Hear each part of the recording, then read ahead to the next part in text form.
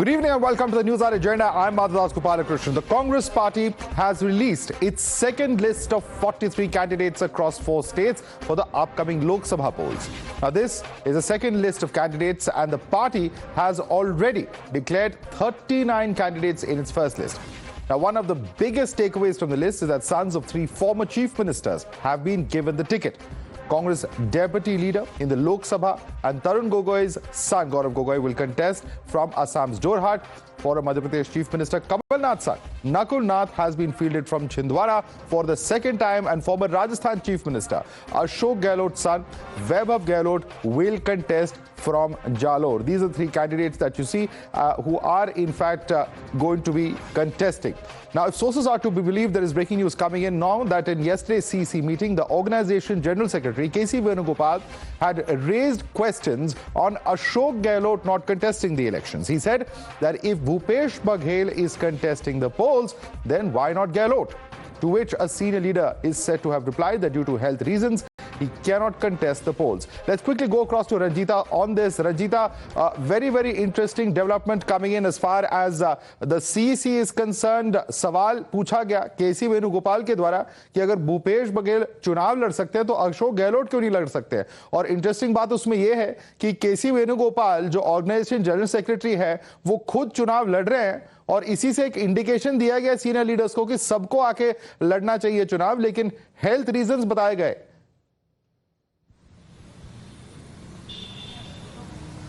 माधव, बिल्कुल देखिए 2024 का चुनाव कांग्रेस के लिए अस्तित्व की बात है। 10 साल सत्ता से दूर ये पार्टी रही है और पार्टी कहीं ना कहीं ये जद्दोजहद करती हुई दिख रही है कि संख्या में भी बढ़े और किसी तरह से जो बीजेपी सरकार है उसको सत्ता से बाहर करे। कल सीईसी की बैठक से जो सूत्रों के मुताबिक जानकारी हमारे पास निकल कर आई, क्योंकि ना तो दिग्विजय सिंह चुनाव लड़ रहे हैं, ना कमलनाथ चुनाव लड़ रहे हैं, अशोक गहलोत ने चुनाव लड़ने से मना कर दिया स्वास्थ्य रीजन की वजह से। अलग अलग राज्यों में जैसे हरीश रावत उत्तराखंड से चुनाव नहीं लड़ रहे, उनके बेटे की बात की चर्चा हो रही है। तो ये कहीं ना कहीं इंडिकेशन हो रहा था कि बड़े नेता चुनाव से दूर हो रहे हैं। और आज ये सवाल मल्लिकार्जुन खड़गे जो कांग्रेस पार्टी के राष्ट्रीय अध्यक्ष हैं उनसे भी पूछा गया था और इसी सवाल को केसी वेणुगोपाल जो संगठन महासचिव है उन्होंने सीईसी की बैठक में कहा, जिसके बाद कहा गया कि हेल्थ रीजन है, इस वजह से वो चुनाव नहीं लड़ेंगे। लेकिन सूत्रों का यह भी कहना है कि राजस्थान के 3 बड़े नेता अशोक गहलोत, सचिन पायलट और सीपी जोशी को अलग अलग लोकसभा असाइन किया गया है। हमने ये जिम्मेदारी दी that we are coming to Ranjita. In fact, we are breaking down all that information for our viewers. Ranjita, stay with us. It is also agreed, as Ranjita is telling us in this particular meeting, that these tall leaders of Rajasthan Congress should make the party candidates with a win on the basis of their strong image as well as their popularity in that area. So, बहुत अहम बात कह रहे हैं कि अशोक गहलोत, सचिन पायलट और CP Joshi को ये रिस्पॉन्सिबिलिटी दी गई है कि सारे लोकसभा सीट्स में कांग्रेस के कैंडिडेट्स चुनाव जीत कर आए। रंजीता,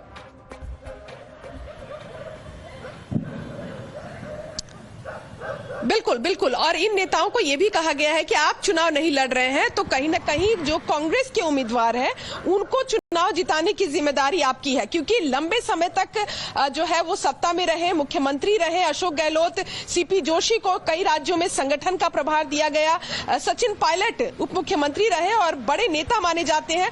मैं उन लोकसभा का जिक्र करूंगी माधव जिसकी जिम्मेदारी दी गई है। जो सूत्रों के मुताबिक एक्सक्लूसिव जानकारी हमारे पास आई, अशोक गहलोत को कहा गया है जोधपुर, पाली, जालोर, बाड़मेर और नागौर, ये जो 5 लोकसभा है यहाँ जीत दिलाने का काम अशोक गहलोत करे। सचिन पायलट की जिम्मेदारी तय की गई है जयपुर रूरल, झुंझुनू, दौसा, टोंक, सवाई माधोपुर, धौलपुर, करौली। और सीपी जोशी जो लंबे समय तक संगठन देखा है कांग्रेस पार्टी का, कई राज्यों के वो प्रभारी रहे हैं, भीलवाड़ा, उदयपुर, राजसमंद, बांसवाड़ा और चित्तौड़गढ़। तो ये वो जगह है जो एक्सक्लूसिव जानकारी हमारे पास है, ये वो लोकसभा सीटें हैं जो तीनों नेताओं को असाइन किया गया है और कहा गया है कि यहां से जीत सुनिश्चित करना आप लोगों की जिम्मेदारी है। Big scoop coming in there from the Congress CEC meeting, specific seats being assigned to top leaders and they will now have to come out and ensure that the party wins over there. So litmus test for those tall leaders, if they're not contesting the elections, they will still have to ensure that the party's candidates are successful in the seats, and of course it will all be a test of how effective and how successful these leaders are in ensuring that the poll management goes off smoothly in those areas. Thanks so much, Ranjita, for joining us with that update. Let's now take a look at some of the other big and crucial faces that the Congress has put out in this list. We'll first go across to Rajasthan. Rahul Gandhi was fielded from Churu. He was earlier denied a BJP ticket from Churu, has now joined the Congress party. That's Rahul Gandhi there, two-time Churu MP. He's also considered close to Vasundhara Raje is the information that we have. The next candidate we're talking about from Rajasthan is Govindram Meghwal. He's been fielded from the Bikaner seat, considered Ashok Gehlot loyalist, will contest against Arjun Ram Meghwal, a union law minister. The next candidate we're talking about is Karan Singh Uchiyadra, who's been fielded from Jodhpur. He will take on heavyweight Gajendra Singh Shekhawat in Rajasthan. He's currently the party's state general secretary as well. This is, of course, the second list that we're talking about. In Assam, we're looking at Pradyut Bordolai, fielded from Nagaon, re-nominated from the same seat. He's considered a popular leader amongst the locals over there. The next seat in Assam that we're talking about is Meera Thakur Goswami, the candidate who's been fielded from Guwahati by the Congress party, currently Assam Mahila Congress president as well, a former BJP leader who joined the Congress in 2021. So interesting, the second BJP leader in this list who's in fact come over to the Congress party. Phul Singh Baraiya is the next candidate we're looking at, fielded from Bhind, sitting Congress MLA from Bhandar. That's the information of Phul Singh Baraiya. He joined the Congress before the 2023 assembly polls. Kamleshwar Patil is another important candidate, fielded from Sindhi, member of the top Congress body, the CWC, and also belongs to the Kurmi OBC community as well. So these are some of the prominent faces who are there. But viewers, it seems that what's making the headlines in the Congress party is not just who's been fielded to contest the elections, but also who's opting out instead. Now, Times Now has learned that some big names in the Congress party have opted out of the Lok Sabha polls, and some of them have even gone public with their announcements.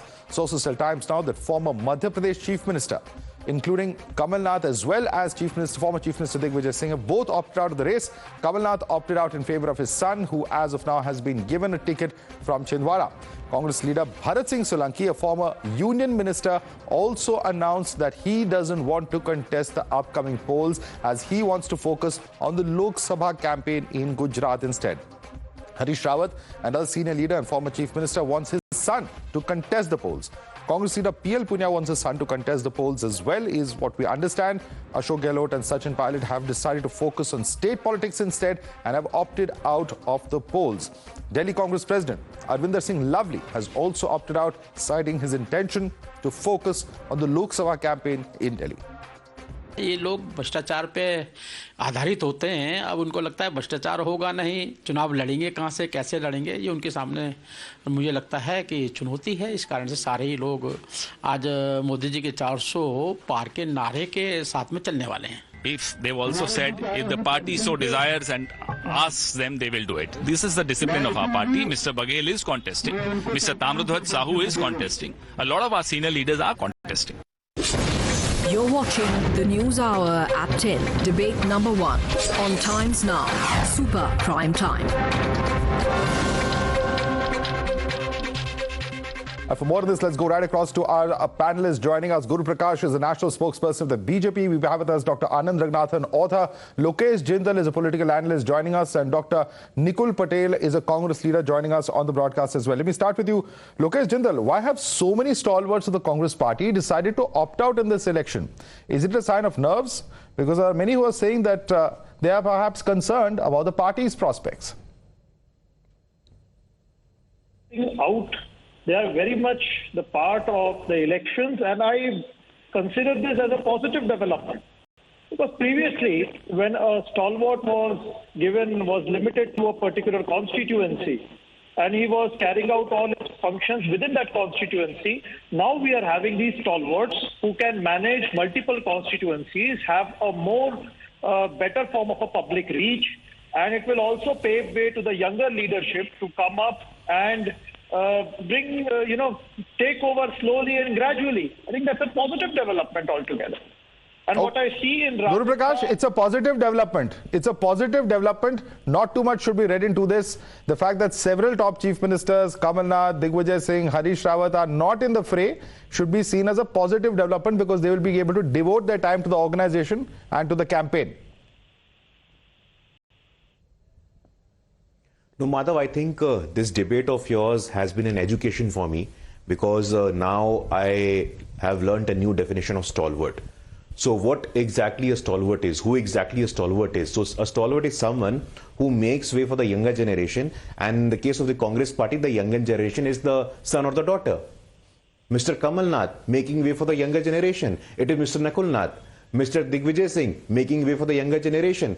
His son, Mr. Ashok Gehlot making way for the younger generation. Vaibhav Gehlot. So this is just beyond my comprehension.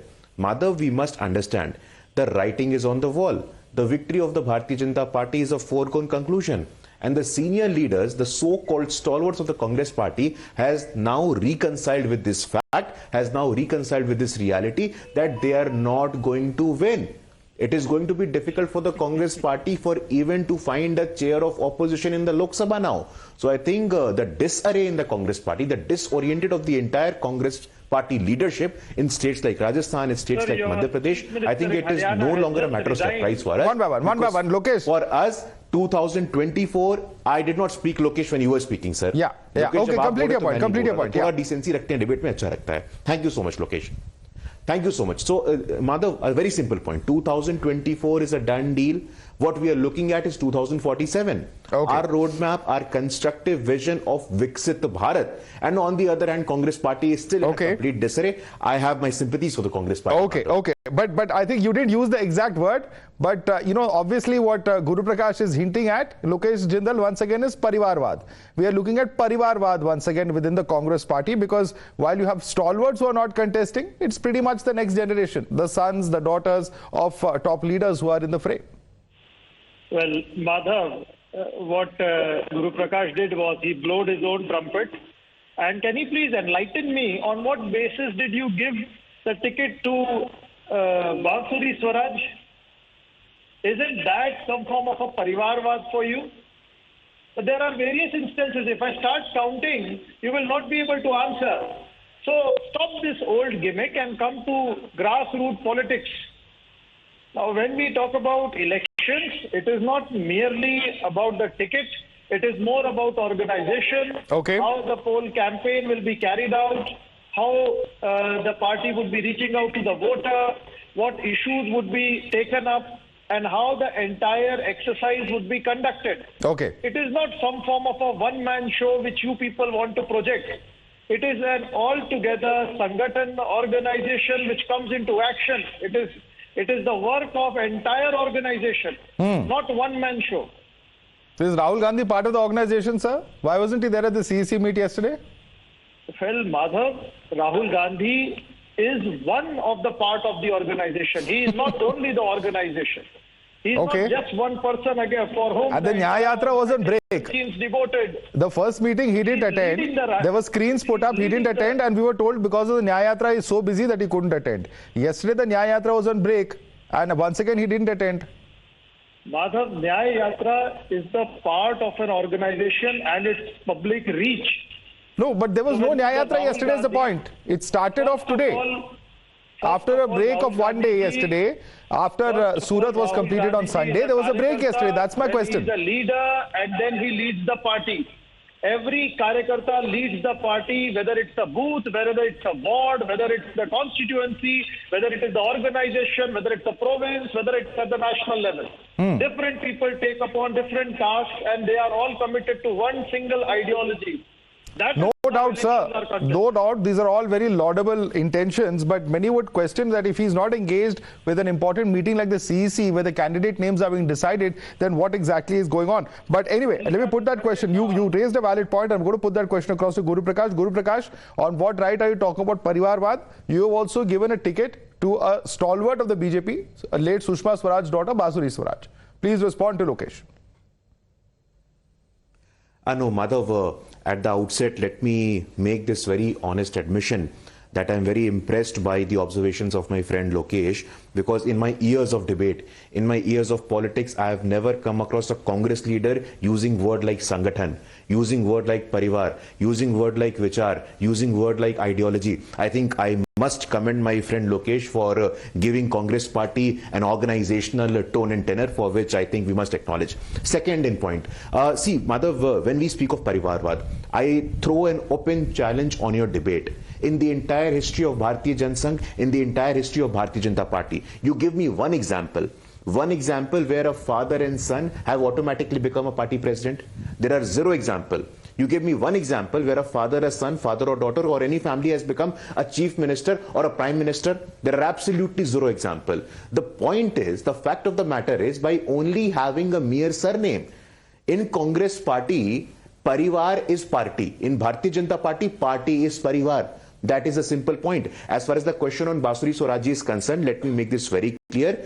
The two-generation rule, two generations serving at the same time, that doesn't happen in the Bharatiya Janata Party. Late Sushma Swarajji is no longer with us, but Basuri Swarajji has proved her credential as a very articulate lawyer, as a positioned lawyer. And I'm sure she will go through the people and whatever verdict is going to be given to her by the people of New Delhi, we are going to accept that. Okay. But institutionalization of parivarvaad in the entire political history of our country, Congress party has done nothing but turn our democracy into dynastocracy. Okay. It was not today. Let me bring in Dr. Nikul Patel. After Motilal Nehru, automatically Jawaharlal Nehru becomes the president. Dr. Nikul Patel, I want you to respond to that question. It's not democracy but dynastocracy that the Congress has reduced this country to, says the BJP spokesperson. Please respond to him.